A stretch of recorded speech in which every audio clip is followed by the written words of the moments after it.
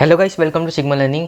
आज यार हम लोग structure of the atom chapter के पार्ट सेकंड में हैं और आज जो हम लोग टॉपिक्स कवर करने जा रहे हैं वो है यार कि पहला है हमारा बोहर्स मॉडल ऑफ एटम और जो हमारा सेकंड जो टॉपिक आज हम लोग जो कवर करने जा रहे हैं वो है how electrons are distributed in different orbits और शेल्स और एनर्जी लेवल। ठीक है, चलिए आगे बढ़ते हैं। Bohr's model of atom. So Bohr ने क्या बोला था, in order to overcome the objections against Rutherford model of the atom, Niels Bohr put forward the following postulates about the model of an atom. पहला postulate है आपका, only certain special orbits known as discrete orbits of electrons are allowed inside the atom. ठीक है, so special orbits होते हैं यार atoms के अंदर और वो ऑर्बिट्स क्या होते हैं, डिस्क्रीट होते हैं। सो वो क्या होता है, वही बस आपका एटम के अंदर रहता है। सेकेंड आपका जो पोस्टुलेट है वो क्या है कि while revolving in discrete orbits the electrons do not radiate energy. So जो आपका रदरफोर्ड का आपका जो लिमिटेशन था कि वो एटम के स्टेबिलिटी को एक्सप्लेन नहीं कर पाया था, राइट। सो आपका बोहर्स मॉडल ऑफ एटम क्या उसको एक्सप्लेन करता है, उसकी स्टेबिलिटी को एक्सप्लेन करता है, राइट। सो इसमें क्या होता है, बोहर्स मॉडल ऑफ एटम में इलेक्ट्रॉन्स जो होते हैं वो अपने एनर्जी को रेडिएट नहीं करते हैं, इसलिए वो स्टेबल रहते हैं, राइट। इसलिए आपका एटम क्या होता है, स्टेबल रहता है और इसलिए आपका जो आपका इलेक्ट्रॉन है वो आपका न्यूक्लियस से जाकर टकराता नहीं है और अल्टीमेटली वो अनस्टेबल नहीं होता है, वो सब स्टेबल ही रहता है, राइट। तो चलिए आगे देखते हैं। सो बोहर ने यार और ये चीज़ बताया कि आपका न्यूक्लियस हुआ, राइट। इसको अपन क्या बोलते हैं, पॉजिटिवली चार्ज्ड न्यूक्लियस। ओके, इसका जो आपका चार्ज होता है वो क्या होता है, पॉजिटिव होता है। उसके बाद उसके जस्ट जो आपका जो रहता है उसको अपन क्या बोलते हैं, उसको फर्स्ट शेल है वो, जिसका नाम अपना होता है के शेल। उसके बाद वाला होता है आपका एल शेल, उसके बाद आपका होता है एम और उसके बाद होता है आपका एन। और वही को अपन के को बोलते हैं अपन 1, एल को अपन बोलते हैं 2 और एम को अपन बोलते हैं 3 और एन को अपन बोलते हैं 4। लाइकवाइज ये आगे बढ़ते जाता है। ओके, सो दिस ऑर्बिट्स और shells are called energy levels. ठीक है, तो ये जितने भी आपको शेल्स दिख रहे हैं के एल एम एन, वो क्या बोलते हैं, उसको अपन एनर्जी लेवल ही बोलते हैं। वो क्या होता है, आपका एनर्जी लेवल होता है। सो दिस ऑर्बिट्स और shells are represented by the letters K L M N and so on और the numbers n is equal to 1 2 3 4 and so on. समझ गए ये चीज़। ये चीज़ अगर एग्जाम में पूछता है कि बोहर्स मॉडल ऑफ एटम समझाओ तो ये डायग्राम आपको बनाना पड़ेगा और काफ़ी ईजी है यार। पहले आपको सिर्फ ये आपको बनाना पड़ेगा, न्यूक्लियस बनाना है एक, ठीक है, पॉजिटिव चार्ज का। उसके बाद आपको क्या करना है, कुछ नहीं करना है, आपको सिर्फ 4 ये बना देना है, 4 गोला गोला, राइट। कॉन्सेंट्रिक सर्कल बनाना है आपको 4, बस यही करना है। के एल एम एन आपको डिफाइन कर देना है, बस कुछ नहीं है। मार्क्स आपको बिल्कुल मिलेंगे और इसके जो पहले के जो 2 पोस्टुलेट्स हैं वो आपको लिखना है, राइट। तो चलिए आगे बढ़ते हैं। न्यूट्रॉन क्या होता है, देखो यार, हमने लास्ट वाले वीडियो में हमने पढ़ा था कि इलेक्ट्रॉन क्या होता है एंड प्रोटॉन क्या होता है। तो जिन लोगों ने वो वीडियो नहीं देखा है यार, तो लिंक आपको यहाँ पे मिल जाएगा, वहाँ से आप जाके वो वीडियो देख सकते हैं, राइट। सो इलेक्ट्रॉन क्या होता है और प्रोटॉन क्या होता है वो हम लोग पहले एक बार रिकैप कर लेते हैं, ठीक है। सो इलेक्ट्रॉन को अपन डिनोट करते हैं, उसका जो सिंबल होता है वो आपका होता है ई माइनस। अब यहाँ पे माइनस क्यों होता है, ये माइनस इसलिए होता है बिकॉज ये आपका नेगेटिव होता है इसका चार्ज, इसलिए। तो ये क्या होता है, आपका इलेक्ट्रॉन होता है। ओके, और आपका प्रोटॉन क्या होता है, प्रोटॉन को अपन स्मॉल पी से डिनोट करते हैं, ये क्या होता है, आपका प्रोटॉन होता है। ओके, अब अपन आ जाते हैं न्यूट्रॉन के ऊपर। सो इन 1932 जेम्स चैडविक डिस्कवर्ड अनदर सब atomic particle which had no charge and a mass nearly equal to that of proton. So 1932 में जेम्स चैडविक नाम का जो साइंटिस्ट थे वो क्या डिस्कवर किए, न्यूट्रॉन को डिस्कवर किए। और न्यूट्रॉन क्या होता है यार, उसमें कोई चार्ज नहीं होता है, ठीक है, न्यूट्रल होता है वो, और उसका जो मास है वो अप्रॉक्सीमेटली किसके इक्वल होता है, आपका प्रोटॉन के इक्वल होता है। सेकेंड पॉइंट क्या बोल रहा है कि it was eventually named as neutron, क्योंकि वो आपका न्यूट्रल है, उसका चार्ज 0 है ना, न्यूट्रल है वो, इसलिए इसका नाम क्या पड़ गया, आपका न्यूट्रॉन पड़ गया। Okay, neutrons are present in the nucleus of all atoms except hydrogen. तो ये चीज़ को याद रखना है यार कि आपका जो न्यूट्रॉन्स है वो सारे एटम्स के न्यूक्लियस में प्रेजेंट होता है except hydrogen. In general a neutron is represented by n, small n. जैसे आपका इलेक्ट्रॉन ई माइनस से होता है, प्रोटॉन पी माइनस से होता है, वैसे ही आपका जो न्यूट्रॉन है वो क्या होता है, स्मॉल एन से डिनोट किया जाता है। The mass of an atom is therefore given by the sum of the masses of protons and neutrons present in the nucleus. इसका मतलब ये हुआ यार कि किसी भी आपका एटम का जो मास है वो क्या होता है, आपका प्रोटॉन प्लस न्यूट्रॉन, मतलब mass number is equal to proton plus neutron. Okay, तो चलिए कुछ क्वेश्चंस करते हैं। पहला क्या है कि name the 3 subatomic particles of an atom. So बोलो बोलो बोलो बोलो क्या होगा। पहला होगा आपका यार इलेक्ट्रॉन, इलेक्ट्रॉन होगा। ओके, इसको अपन डिनोट करते हैं ई माइनस से। और सेकंड आपका होगा प्रोटॉन, इसको अपन डिनोट करते हैं पी से। और आपका थर्ड जो होता है आपका न्यूट्रॉन, और इसको अपन डिनोट करते हैं स्मॉल एन से। तो चलिए नेक्स्ट क्वेश्चन देख लेते हैं। Helium atom has an atomic mass of 4u। So atomic mass of helium is equal to 4u and 2 protons in its nucleus. तो प्रोटॉन यहाँ पे कितने हैं, नंबर ऑफ प्रोटॉन कितने हैं, 2 है। अब बोल रहा है कि how many neutrons does it have. अपने को क्या निकालना है, n निकालना है, नंबर ऑफ न्यूट्रॉन आपको निकालना है। सो हमने अभी देखो एक फॉर्मूला पढ़ा था, एक चीज़ हमने पढ़ा था अभी कि m is equal to p plus n। ये हमने पढ़ा था, p मतलब प्रोटॉन, n मतलब न्यूट्रॉन, m मतलब मास। तो यहाँ पे आपको मास जो गिवन है कितना गिवन है, 4 गिवन है। अब p आपको गिवन है क्या, इसमें p आपको हाँ गिवन है 2 है ना, और आपको क्या निकालना है, n निकालना है। सो इसको अपन करेंगे तो क्या होगा, n is equal to 4 minus 2।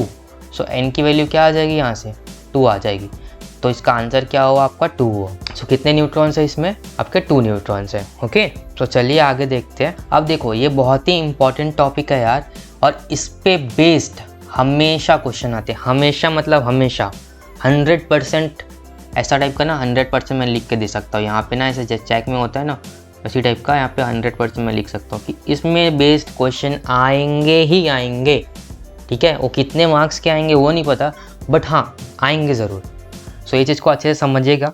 सो क्या है, how electrons are distributed in different orbits और शेल्स। सो सबसे पहले कुछ रूल्स होते हैं वो अपन समझ लेते हैं। क्या है, पहला क्या है कि the maximum number of electrons present in a shell is given by formula 2n²।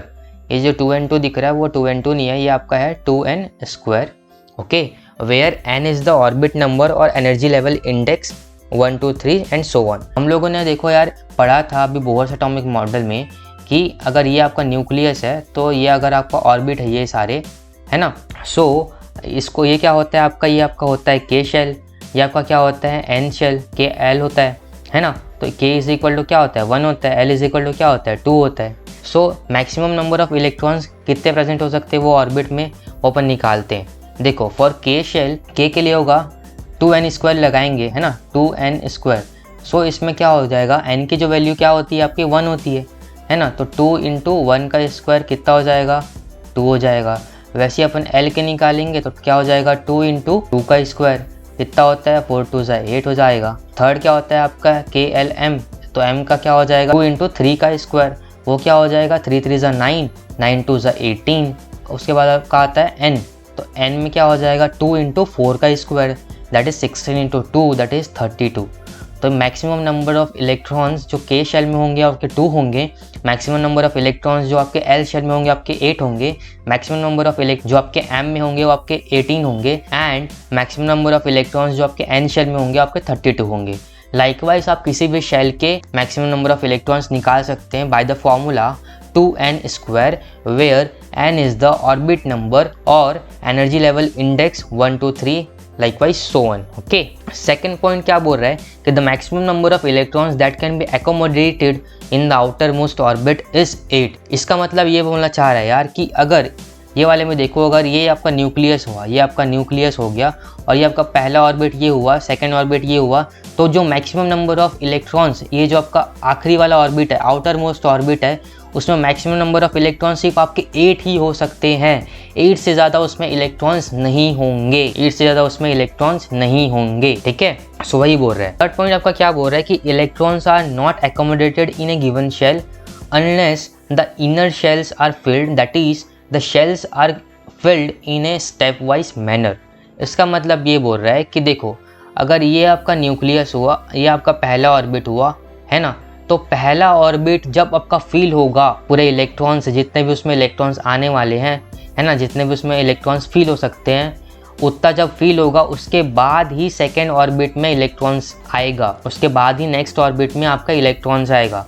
ठीक है, अगर ये वाला इनकम्प्लीट है, अगर आपका ये के शेल इनकम्प्लीट है ना, तो आपका इसमें एल शेल में आपके इलेक्ट्रॉन्स नहीं आ सकते, फिल नहीं कर सकते। ठीक है। तो उसके बाद ही जैसे आपका L वाला शेल आपका कंप्लीट होगा, उसके बाद ही आपका M वाले शेल में आएगा।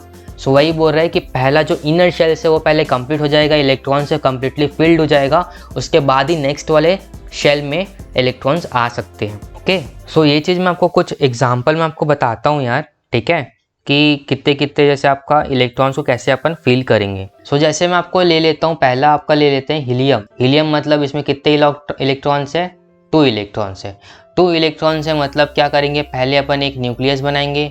न्यूक्लियस के बाद आपका जो पहला वाला जो है शेल, उसमें अपन 2 इलेक्ट्रॉन्स ऐसे भर देंगे। ये आपका क्या हो गया? एटॉमिक स्ट्रक्चर बन गया। अब जैसे अपन हाइड्रोजन, हीलियम, लिथियम, लिथियम अगर देखते हैं तो लिथियम के में कितना होता है? 3 इलेक्ट्रॉन होते हैं। तो इसका कैसे बनेगा? जैसे ये आपका न्यूक्लियस हो गया, तो ये आपका हो जाएगा पहला ऑर्बिट, ये आपका हो जाएगा सेकेंड ऑर्बिट, है ना। तो इसमें 2 इलेक्ट्रॉन्स फिल होंगे, उसके बाद एक आपका बच गया तो इसमें फिल होगा। हमेशा याद रखना यार, पहले वाले जो ऑर्बिट है उसमें सिर्फ 2 ही फिल हो सकते हैं, उसके बाद 8 and 8 18 तक के एलिमेंट्स में ऐसे ही फिल होगा। तो जैसे हाइड्रोजन, हीलियम, लिथियम हो गया। अब आपका जैसे अपन बेरिलियम देख लेते हैं, तो बेरिलियम का कितना होता है? 4 इलेक्ट्रॉन्स होता है। 4 इलेक्ट्रॉन्स में क्या करेंगे? वही करेंगे, एक न्यूक्लियस बना देंगे, पहला ऑर्बिट हो गया, सेकेंड ऑर्बिट हो गया। पहले ऑर्बिट में कितना रहेगा इलेक्ट्रॉन? आपका 2 इलेक्ट्रॉन रहेगा, है ना, 2 इलेक्ट्रॉन रहेगा। ऐसे इलेक्ट्रॉन E- से डिनोट करते हैं। फिर इसमें कितने इलेक्ट्रॉन से आपके फिर 2 बच गए, तो ये कितने हो गए आपके? ये हो गए, ठीक है। जैसे अपन ऑक्सीजन का बनाते हैं, तो ऑक्सीजन में कितना होता है? ऑक्सीजन में आपका होता है 8 इलेक्ट्रॉन्स होता है। तो इसमें क्या करेंगे अपन? न्यूक्लियस बनाए, आपका पहला ऑर्बिट हुआ, इसमें अपना 2 फिल हुआ, अपन ये बनाए, कितने बच गए आपके? 6 बच गए, है ना। अगर वैसे ही अपन बनाते हैं सोडियम का, सोडियम में कितने इलेक्ट्रॉन्स होते हैं? 11 इलेक्ट्रॉन्स होते हैं। क्या हो गया आपका? न्यूक्लियस, ये पहला ऑर्बिट, कितने आएंगे? 1 और 2। सेकेंड ऑर्बिट में कितना आएगा? कितने बच गए आपके? 2 माइनस करो 11 में कितना हो गया? 9 बचा। तो इसमें कितने आ सकते हैं? सिर्फ 8 ही आ सकते हैं मैक्स टू एक्स, जो आपका सेकेंड वाला पॉइंट बोलता है। तो 1 2 3 4 5 6 7 और 8। उसके बाद फिर एक नया ऑर्बिट बनेगा, उसमें आपका आएगा 1 इलेक्ट्रॉन। सो लाइकवाइज ऐसे ही आपका सारे एलिमेंट्स के एटॉमिक स्ट्रक्चर बनेगा। मैं आपको एक ब्रीफ आइडिया दे दिया यार एटॉमिक स्ट्रक्चर बना के, right. So that's all for this video यार। अगर वीडियो पसंद आया होगा तो प्लीज़ लाइक कर दीजिएगा, चैनल को सब्सक्राइब कर दीजिएगा। तो फिर मिलते हैं नेक्स्ट वीडियो में, तब तक के लिए जय हिंद, वंदे मातरम।